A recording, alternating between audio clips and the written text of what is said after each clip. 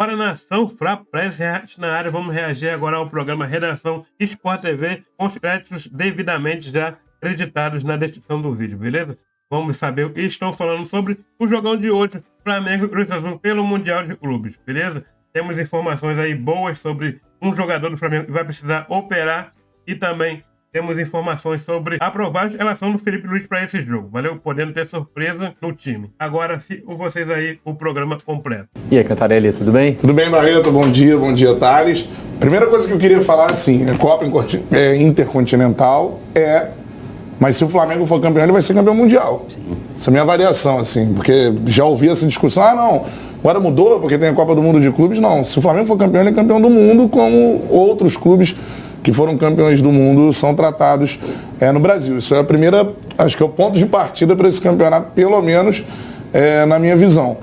E é muito interessante a gente considerar isso, porque na época da Copa do Mundo de Clubes, né, essa disparidade que foi reduzida, a gente teve vitória do Flamengo contra o Chelsea, vitória do Botafogo contra o Paris Saint-Germain, que pode ser o adversário do Flamengo, né?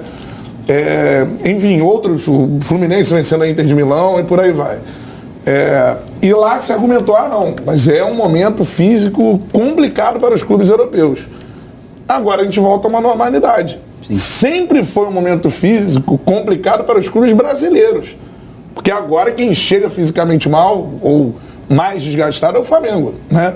Então, se um argumento funciona para um lado da história, tem que funcionar para o outro. O Flamengo vai ter que enfrentar esse desgaste de final de temporada já no jogo contra o Cruz Azul e também, obviamente, numa possível final contra o PSG, mas a gente não pode esquecer que isso pesa para o clube brasileiro. Então, talvez a disparidade não seja tão grande, mas enfrentamos sempre os europeus na reta final da nossa temporada. Então são 80 e lá vai jogos, né, para cada clube que chega lá. Então isso tem que ser colocado até como um argumento, sim, né? Se há disparidade, essa disparidade desse jogo no final do ano é aumentada por conta da questão física. Senão a gente não pode usar esse argumento para os clubes europeus lá no meio do ano. Então eu acho que tem uma situação interessante numa possível final contra o Paris Saint-Germain, que é a seguinte: por mais que o Flamengo já jogou mais na temporada, e por mais que o Flamengo vai jogar mais no campeonato, para chegar numa eventual final. Tem 2 partidas antes agora. Me causa uma curiosidade. Já li que o PSG pode mandar, né, um time não com força máxima totalmente. Então, assim, me causa uma curiosidade o PSG estrear na final. Estreia na final é uma coisa assim, ele chega descansado, ok. Mas e o ritmo da competição? E se adaptar ao que está acontecendo? Vai chegar de Marte, pousou, jogou e é isso? Eu acho que isso pode ser uma dificuldade para o europeu. E a eterna dúvida, né? O que significa para eles a competição? Tem isso. Para o PSG, eu acho que tem um caso específico. Eles querem pegar esse ritmo ou só vão lá, vão jogar e... É como se fosse amistoso? Eu acho assim, pro PSG sempre essa discussão acaba com os europeus comemorando o título e a gente dizendo, lá, tá vendo? Dizem que não ligam, mas estão lá fazendo festa com troféu e tal. Outro dia eu tive um relato de uma pessoa que mora na Inglaterra, perguntando como é que o Mundial do Chelsea é tratado lá, né? Pela torcida do Chelsea é um Mundial mesmo, assim, porque também é um clube que, enfim, estava precisando desse título, né, depois da mudança de gestão. Mas só para a torcida do Chelsea. Para os outros times ingleses, assim, é uma competição que eles tratam como irrelevante. Para o PSG tem um componente, né? O PSG não tem esse título. O PSG foi pela primeira vez campeão da Champions e não tem ainda um título mundial para chamar de seu. Chegou na final da Copa do Mundo de Clubes e perdeu para o Chelsea. Então talvez isso sirva como uma injeção de ânimo, assim, para um jogo como esse. Mas me causa essa curiosidade, porque normalmente você entrando numa competição como essa, e para os brasileiros é assim, né? O primeiro jogo ele é nervoso, tenso, o time vai se soltando, até para os brasileiros que foram campeões, né? E depois aí chega a grande final, aí você já está dentro da competição. Você chegar de um lugar, pousou, vai jogar, eu acho que isso pode ser algo ruim pro lado do PSG. Acho que o Flamengo, e acho que o Flamengo tem grande chance, cara, de ser campeão da Copa Intercontinental. Acho esse primeiro jogo mais difícil que o segundo. Eu acho também. Então, se passar do Cruz Azul, acho que ele vai ter uma facilidade maior contra o Pirâmide do Egito. Bom, o cenário já está preparado para esse jogo e é um cenário que vai fazer o Flamengo se sentir em casa por uma questão cromática. Vamos chamar o Richard Souza, que está lá dentro do estádio, e explica pra gente como é que é essa arquibancada rubro-negra que está ali atrás dele. Tudo bem, Richard? Bem-vindo à redação. Oi, Barreto, tudo bem, meu amigo? Bom dia para você, para o Cantarelli, para o Thales. Thales, estivemos juntos no Catar, né? Tem um tempinho já, né, Thales? Tudo bem, pessoal? Aqui são 4 horas e 6 minutos da tarde, lembrando, né? 6 horas de diferença a mais em relação ao horário de Brasília. Estamos a 4 horas do jogo, Barreto, e aqui é a casa do Al Rayyan, clube aqui do Catar, que leva as cores, assim como o Flamengo, o vermelho e o preto. Então, realmente, o Flamengo vai se sentir em casa, um estádio todo decorado em vermelho e preto. Lá ao fundo tem um leão em destaque ali nas cadeiras, desenhado, um mosaico, né? Eles são chamados de Os Ferozes. O Al Rayyan é treinado pelo Arthur Jorge, ex-técnico do Botafogo, que esteve na Copa Intercontinental, já nesse formato atual, com um jogo a mais para o Sul-Americano com o Botafogo no ano passado, e acabou sendo superado pelo Pachuca no seu jogo de estreia, no seu primeiro jogo. E aliás, Barreto, vocês falavam aí sobre cansaço, sobre essa questão da diferença entre Cruz Azul e Flamengo neste momento, né? O Arthur Jorge, nós tivemos a chance de conversar com ele. Ele disse que isso fez uma tremenda diferença para o Botafogo no ano passado, já que o Botafogo, vale lembrar, né, teve que decidir o Brasileirão na última rodada contra o São Paulo, no Newton Santos, e chegou aqui na véspera do jogo contra o Pachuca naquela ocasião e acabou superado por 3-0. E o Arthur realmente ele disse que o time teve muita dificuldade, não só física, mas até mental, de retomar a concentração para esse compromisso aqui no Catar, e ele acha que isso pode ser uma vantagem para o Felipe Luiz, para o Flamengo do Felipe Luiz, que, ao contrário do Botafogo, conseguiu ganhar o Brasileirão com uma rodada de antecedência, antecipou a logística, já foram 3 treinamentos por aqui, né, meus amigos? Então o Flamengo teve tempo para se adaptar a fuso horário, apesar que alguns jogadores disseram que ainda estão com dificuldade na hora de dormir, que ficam ali lutando para tentar descansar, mas um Flamengo que o Felipe Luiz diz que chega muito bem fisicamente ao Catar, e ele disse na entrevista coletiva ontem que para ele o Flamengo vive o melhor momento. Então, o que a gente pode imaginar em relação ao trabalho que o Felipe Luiz tem para fazer, além do trabalho tático e técnico em relação ao Cruz Azul? Motivação. Ele disse que uma das tarefas dele aqui no Catar é manter esse grupo do Flamengo motivado, com fome, com o desejo de dar mais esse passo de uma temporada que já é de absoluto sucesso, 4 títulos conquistados, Libertadores e Brasileirão, as grandes conquistas, mas que ele acredita que essa equipe ainda tem gás para ir além. Passar pelo Cruz Azul hoje aqui no estádio do Al Rayyan, para ir enfrentar o Pirâmides do Egito na semifinal, o campeão africano, e depois, quem sabe, o Paris Saint-Germain. Cantarelli falava sobre a questão do reconhecimento, né, do valor como um título mundial. Ainda no Brasil, o Felipe falou sobre isso. Felipe, se o Flamengo ganhar, vai colocar uma segunda estrela no peito da camisa? O Felipe disse, ora, se a FIFA considera como campeão mundial, e realmente, se a gente pegar a lista, o Real Madrid, campeão da edição do ano passado, é reconhecido pela FIFA como campeão mundial, por que não o Flamengo não poderia acrescentar mais uma estrela no peito? Mas isso é discussão para outro momento, né? Temos passo a passo, até 3 partidas para esse jogo contra o Paris Saint-Germain. Barreto, falando de possibilidade de time, né? Não devemos ter surpresas. Eu diria que existe uma dúvida, não sei nem se dá para chamar de dúvida, mas vamos lá, sobre a questão do Léo Ortiz. O Léo Ortiz está em recuperação física, ele não joga, né, há bastante tempo. A última partida dele foi contra o Racing, na semifinal da Libertadores, o jogo de volta lá na Argentina. E o Danilo entrou muito bem, fez gol do título, enfim. Então, acho que o Danilo corre na frente por essa posição, e aí nas outras posições devemos ter Rossi, Varela, Léo Pereira, Alexandro, Eric Pulgar, Jorginho, Arrascaeta, Carrascal, Samuel Lino e Bruno Henrique. Não deve fugir muito disso. O Felipe tradicionalmente já não fala sobre escalação, ontem não foi diferente, mas essa é a tendência. Ele elogiou bastante o Cruz Azul. O Cruz Azul vem de um jogo desgastante no sábado à noite pelo Campeonato Mexicano, empatou por 1-1 com o Tigres e acabou eliminado da semifinal do Apertura. Eles chegaram um pouco mais tarde, né? Tiveram menos tempo de adaptação e de preparação aqui no Catar.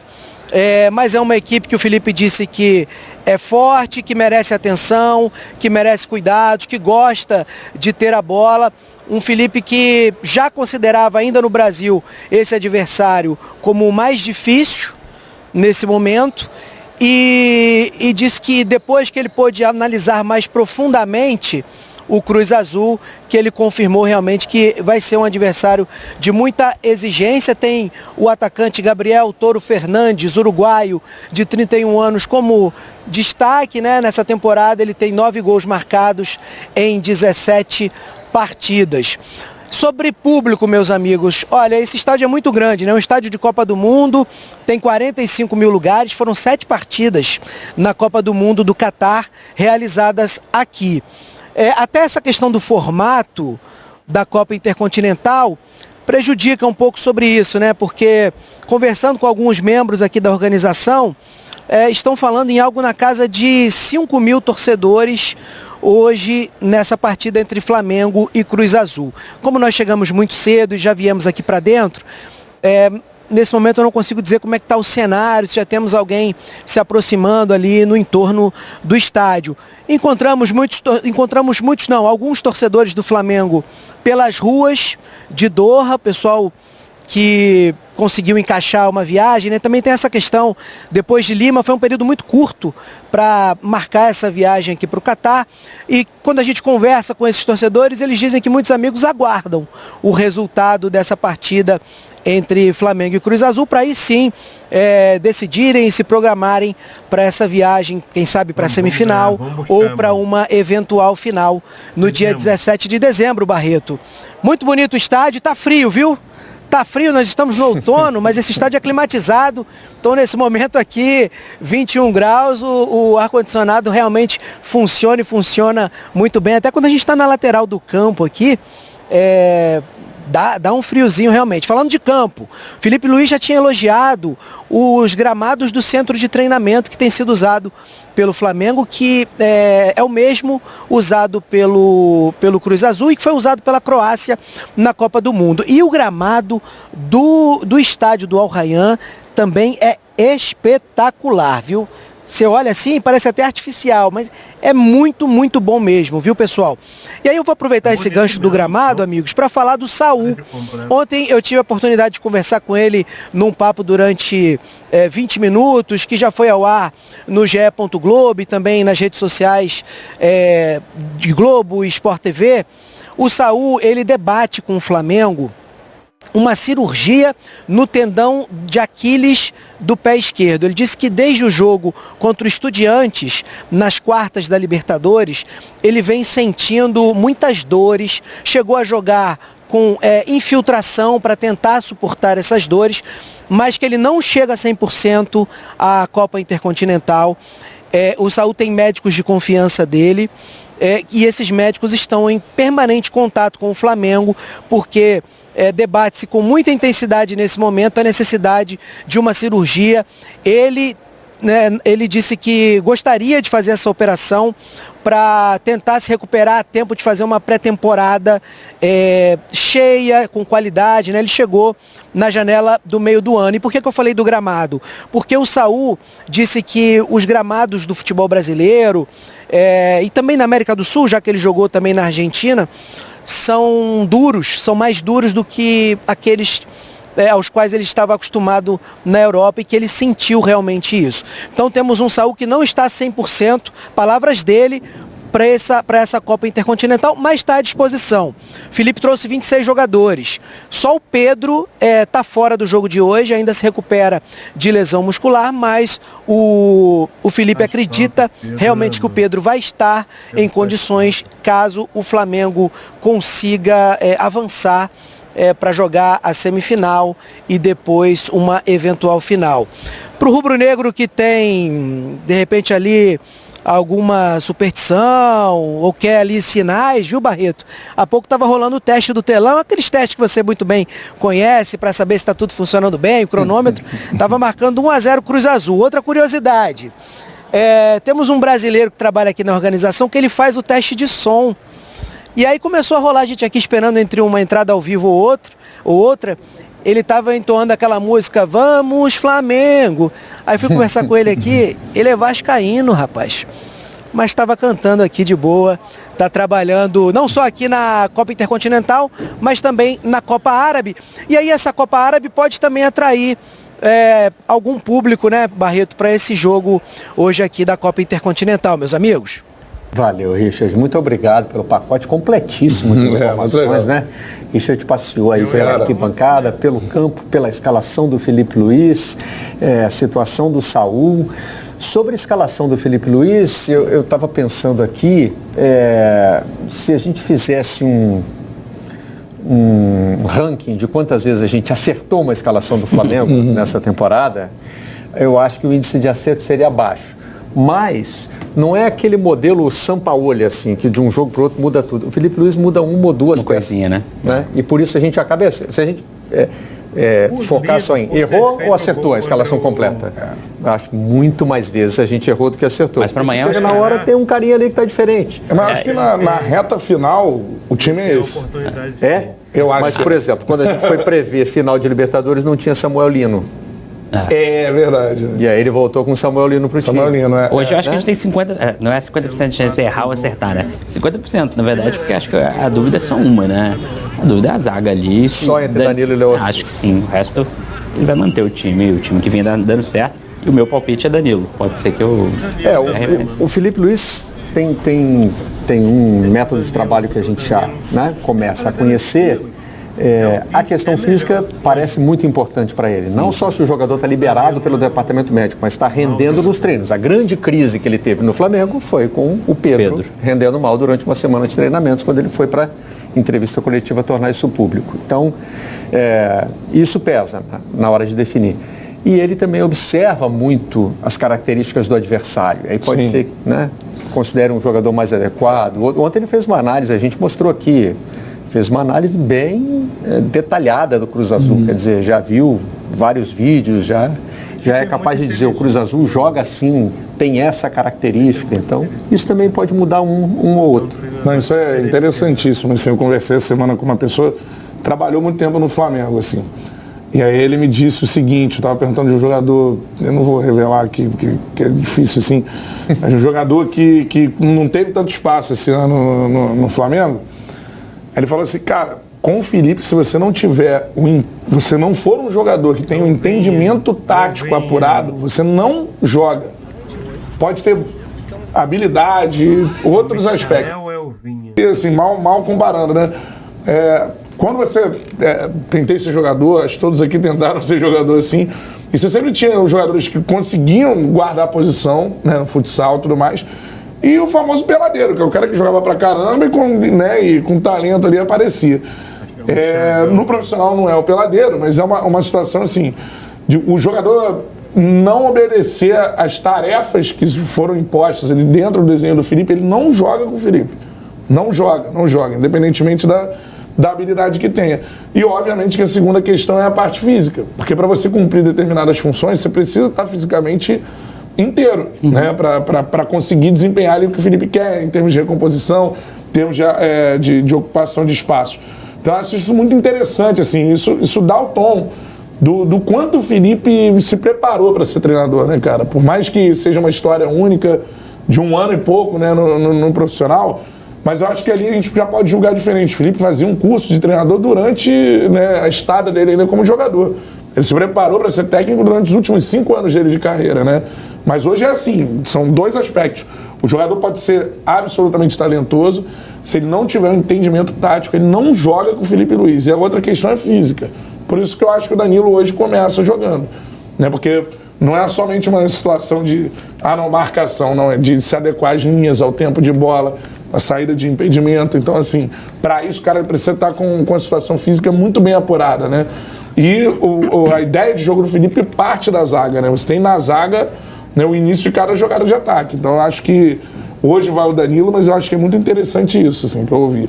Jogador que não tiver um entendimento tático, não souber se encaixar no esquema tático, ele não joga com o Felipe Luiz. Eu acho que o Léo Ortiz, ele inclusive, hoje apresenta o futebol, os dois 100% fisicamente melhor do que o Danilo. Difícil falar qualquer coisa do Danilo agora, dado que ele virou herói da Libertadores. Mas o Léo Ortiz é mais jogador hoje, né? O Ancelotti discorda de você, né? Eu discordo, mas quem sou eu, né? Mas enfim, discordo do Ancelotti nessa. Mas a questão é, o Léo Ortiz deu o azar, de certa forma, de se recuperar numa época em que os jogos são muito decisivos, né?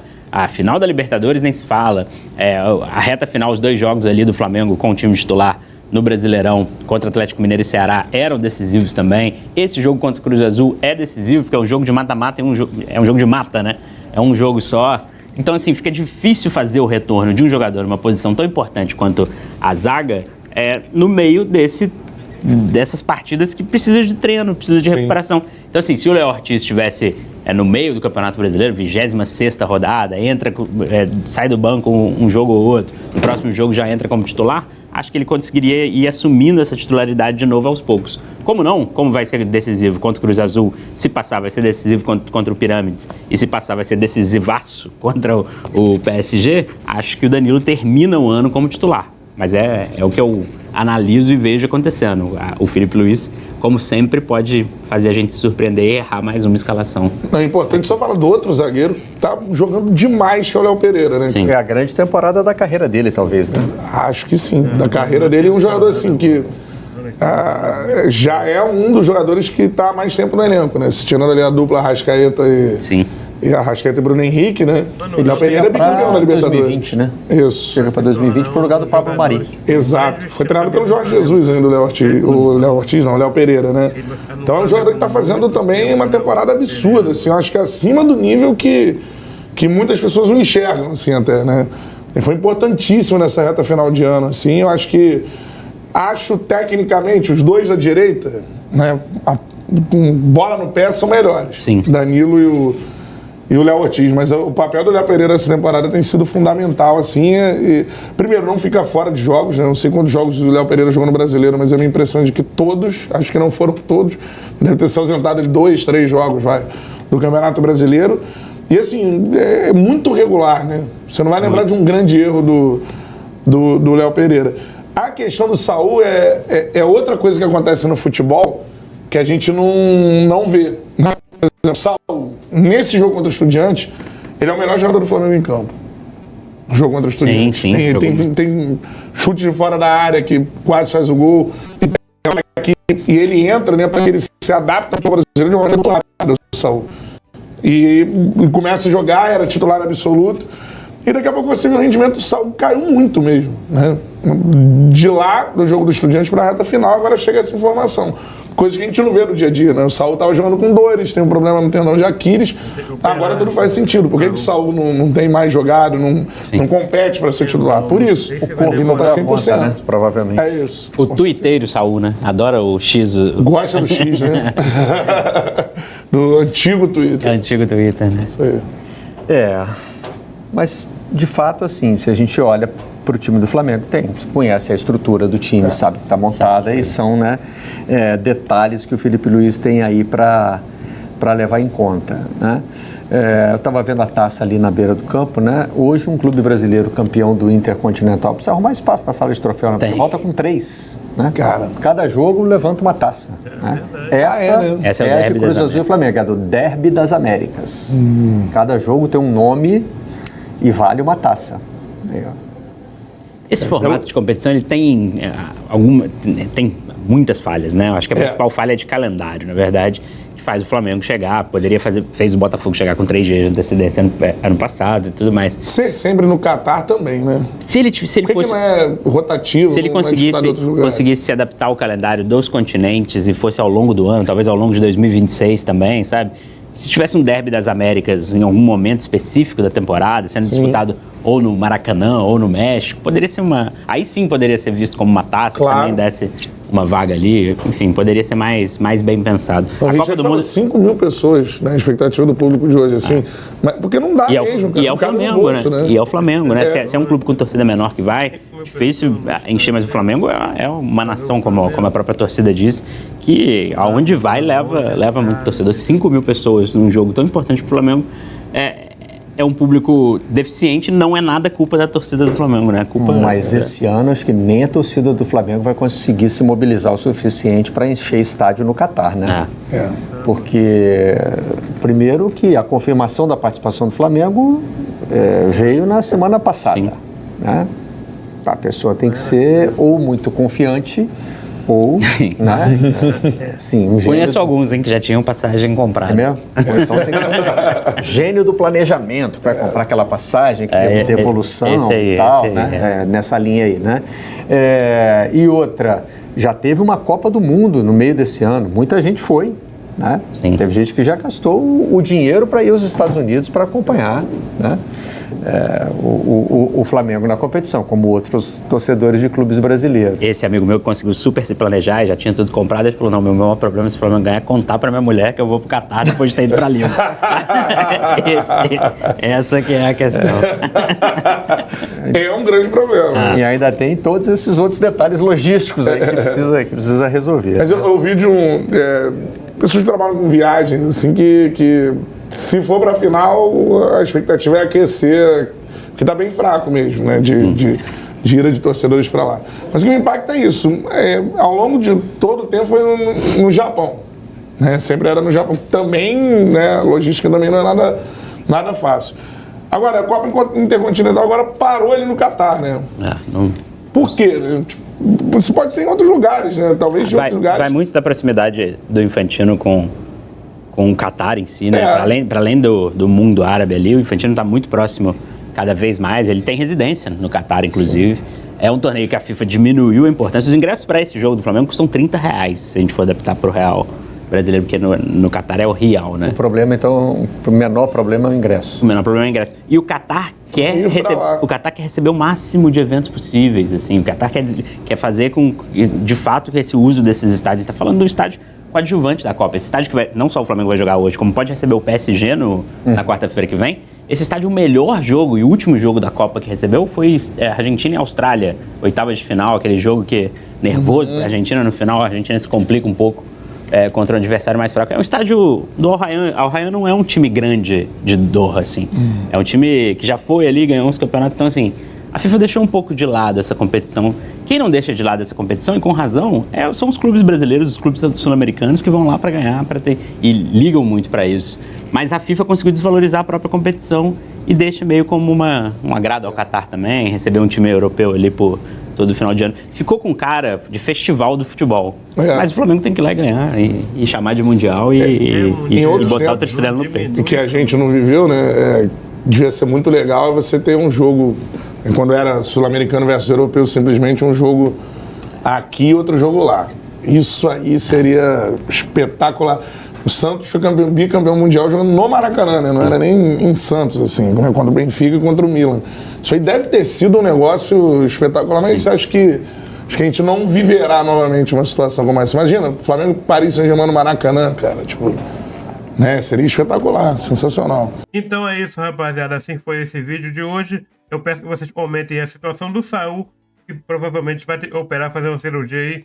O Saul não é titular absoluto do time, mas é um jogador que sempre tá entrando, sempre tá contribuindo, né? Agora, esse problema aí, tendo que operar. Eu peço que vocês comentem, deixem o like no vídeo, se inscrevam no canal. Valeu? Tamo junto para a Prize React. Até a próxima.